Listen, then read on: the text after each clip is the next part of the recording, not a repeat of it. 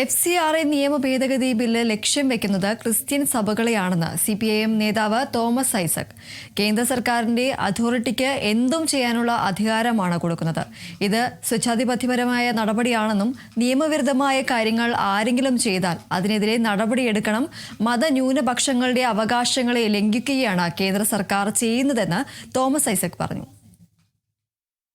FCRAയുടെ പുതിയ നിയമം വഴി കേരളത്തിലെ മതന്യൂനപക്ഷങ്ങൾക്ക് ആയിട്ടുണ്ടാക്കാൻ ശ്രമിച്ച പാലം തകരുകയും ഉന്നം ക്രിസ്ത്യൻ സഭകളെ ഭീഷണിപ്പെടുത്താൻ വേണ്ടിയിട്ടാണ്. FCRA അവകാശം റദ്ദാക്കുമെന്ന് മാത്രമല്ല, അത് വിനിയോഗിച്ച് സൃഷ്ടിച്ചിട്ടുള്ള ആസ്തികള് വേണ്ടി വന്നാൽ കേന്ദ്ര സർക്കാർ ഏറ്റെടുക്കും എന്നുള്ള നിയമമാണ് ധൃതി പിടിച്ച് പാസ്സാക്കിയിട്ടുള്ളത്. ഇതൊന്നും ആവശ്യത്തിന് ചർച്ച ചെയ്യാതെ പാർലമെന്ററി സമിതികളില് വിശദമായിട്ട് പരിശോധന നടത്താതെ ഇതുമായി ബന്ധപ്പെട്ട സ്റ്റേക്ക് ഹോൾഡേഴ്സിന്റെ അഭിപ്രായങ്ങൾ അറിയാതെ പാസ്സാക്കുന്നത് ഏറ്റവും പ്രതിഷേധാർഹമായിട്ടുള്ള കാര്യമാണ്.